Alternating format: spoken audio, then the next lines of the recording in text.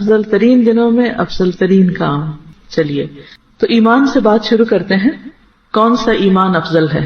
آپ میں سے کوئی بتائے گا کون سا ایمان افضل ہے؟ ایسا ایمان جس میں کوئی شک نہ ہو.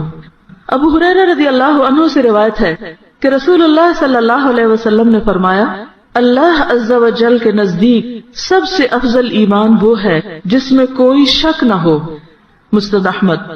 جس میں کوئی شک نہ ہو، نہ اللہ کی ذات کے بارے میں، نہ اس کی صفات کے بارے میں، نہ اس کی قدرت کے بارے میں، نہ اس کے رسول کے بارے میں، نہ آخرت کے بارے میں، نہ جنت کے بارے میں، نہ جہنم کے بارے میں، نہ قدر تقدیر کے بارے میں، نہ ملائکہ کے بارے میں، نہ وحی کے بارے میں. تو افضل ایمان کون سا ہے؟ جو شک سے پاک ہو.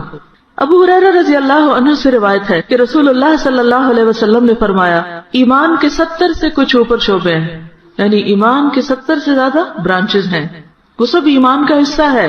ان میں سب سے افضل شعبہ لا الہ الا اللہ کہنا ہے. ایک اور حدیث معقل بن یسار سے روایت ہے نبی صلی اللہ علیہ وسلم نے فرمایا صبر کرنا اور عفو درگزر کرنا افضل ایمان ہے. افضل ایمان کیا ہے؟ صبر کرنا اور عفو درگزر، معاف کر دینا، دوسرے کی غلطی معاف کر دینا. یہ دن آ رہے ہیں، موقع ہے کہ جن جن کو آپ نے ناراض کیا ہوا ہے یا وہ آپ سے ناراض ہے یا جن کے لیے آپ کے دل میں کسی قسم کے کوئی گرج ہے، کوئی نفرت ہے، کیا کریں؟ اس کو نکال دیں. کیونکہ جن دنوں میں خاص اللہ کی رحمتیں برستی ہیں ان دنوں میں نیکی کرنا نسبتاً آسان ہو جاتا ہے، اور اس موقع سے فائدہ اٹھاتے ہوئے اپنے دلوں کو صاف کر لیا جائے تاکہ ایمان مکمل ہو سکے. عمرو بن ابسہ سے روایت ہے میں رسول اللہ صلی اللہ علیہ وسلم کے پاس آیا اور پوچھا یا رسول اللہ صلی اللہ علیہ وسلم کون سا ایمان افضل ہے؟ آپ نے فرمایا حسن اخلاق، اچھا اخلاق. اب یہ جو آپ کو لسٹ دی گئی ہے نا، اس میں اضافہ کر لیجئے. ٹھیک، ایمان کے حصے میں کرنے کے کام، افضل دنوں میں افضل کام، اور افضل کاموں میں افضل ایمان.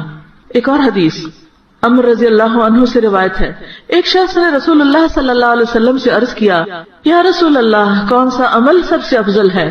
نبی صلی اللہ علیہ وسلم نے فرمایا اللہ پر ایمان اور تصدیق، اللہ کی راہ میں جہاد اور حج مبرور. اس آدمی نے عرض کیا یا رسول اللہ یہ تو آپ نے بہت سی چیزیں بیان کر دی، اور مثلاً آپ نے ہم تو حج پہ جا ہی نہیں سکتے. تو رسول اللہ صلی اللہ علیہ وسلم نے فرمایا پھر کلام میں نرمی، کھانا کھلانا، سہل ہونا اور اچھے اخلاق سب سے افضل عمل ہیں. اس شخص نے کہا میں صرف ایک بات معلوم کرنا چاہتا ہوں، میری ہمت بس ایک کام کرنے کی ہے. پہلے آپ نے ٹاپ کے جو کام تھے وہ بتائے. اس نے کہا یہ تو مشکل ہے، اللہ کی راہ میں جہاد اور حج مبرور، اور مثلا ہم میں سے کئی لوگوں کے یہ دونوں کام نہیں کر سکتے، اب کیا کریں؟ تو آپ نے کہا کہ اچھا پھر کھانا کھلاؤ لوگوں کو، وہ بھی نہیں ہے استطاعت، اب کیا کریں؟ کہا بس ایک بات بتا دیں. ہر ایک کا ایک الگ لیول ہوتا ہے نا. رسول اللہ صلی اللہ علیہ وسلم نے فرمایا تو پھر جاؤ اور اپنی ذات پر اللہ تعالیٰ کے متعلق برا گمان نہ رکھو، اللہ کے بارے میں برا گمان نہ رکھو، اپنے بارے میں اللہ کے لیے کیا سوچو کہ اللہ مجھ پہ ظلم نہیں کرتا. آپ دیکھیے کہ یہ جو ایک عمل ہے نا یہ سارے اعمال پہ بھاری ہے، یہ اتنا آسان نہیں ہے. بعض اوقات ہم حج بھی کر لیتے ہیں، جہاد بھی کر لیتے ہیں، بہت سے اچھے اچھے کام کر لیتے، کھانا بھی کھلا دیتے ہیں، اخلاق بھی برت لیتے ہیں، لیکن اندر کے وسوسوں کا کیا علاج ہو کہ جس کی زد میں بندے تو کیا بندوں کا خالق بھی نہیں بچتا. تو کیا کرنا ہے ہمیں؟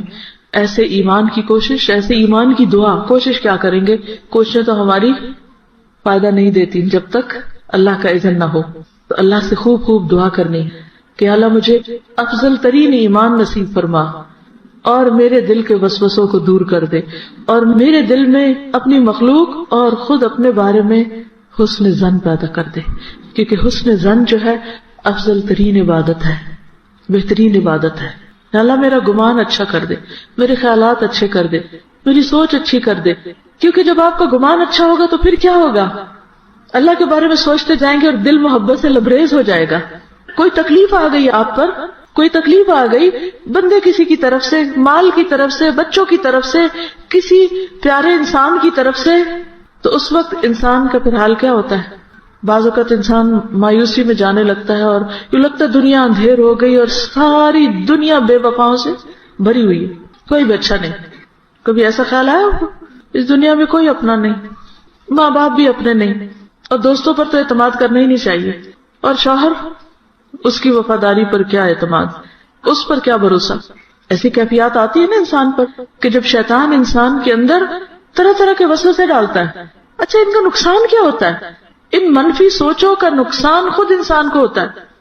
منفی سوچیں انسان کی فزیکل ہیلتھ پر بھی اثر ڈالتی, لہٰذا بہت ضروری ہے اپنی خاطر کہ ایسی سوچوں کو باہر نکال دیا جائے اور ان کی جگہ حسن ظن لے آیا جائے, اور لوگوں کی صرف اچھائی پر نظر رکھی جائے.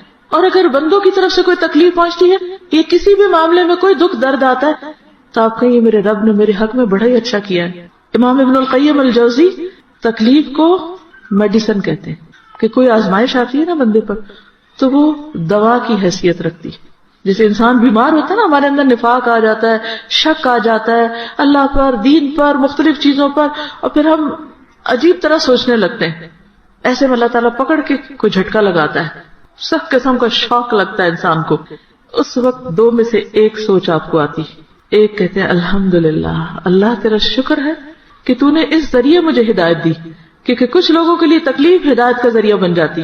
اللہ اس ذریعے سے تو نے مجھے دنیا کی حقیقت سمجھا دی, اس طریقے پر تو نے مجھے مختلف چیزوں کی اصلیت دکھا دی جو اس تکلیف کے بغیر نظر آ ہی نہیں سکتی تھی. کہ بہت بعض اوقات انسان خوش فہمی میں مبتلا رہتا نا, جب اس کو ہر نعمت ملتی چلی جاتی ہے تو وہ کس خوش فہمی میں مبتلا ہو جاتا ہے. کیا سوچتا ہے وہ, میں تو بڑا نیک ہوں, میں اللہ کا بڑا پیارا ہوں, اور مجھ پر تو اللہ کا بڑا کرم ہے, اور دنیا کیا جنت بھی میری ہو گئی, اور اس سے زیادہ اور کیا نیک کام کرنے. لیکن جب ایک جھٹکا لگتا ہے انسان کو دنیا میں تو اس کو اپنی اصلیت نظر آ جاتی کہ اچھا اگر یہاں میرے ساتھ یہ ہو گیا ہے تو کل آخرت میں کیا ہوگا, اور توبہ استغفار شروع کر دیتا ہے. اور اس طرح وہ مصیبت اس کے لیے بھلائی کا سبب بن جاتی, انسان کو شکر گزار ہونے میں مدد دیتی ہے کہ یا اللہ بس اتنی تکلیف ہے نا, اس سے آگے تو نے نہیں دی, اس سے زیادہ بھی ہو سکتی تھی. تو کیا کرنا ہے افضل ایمان کے لیے, کیا کرنا ہے؟ اللہ کے بارے میں شک نہیں, اللہ کے بارے میں برا گمان نہیں. اچھا اب آپ بتائیے کون سا اسلام افضل ہے؟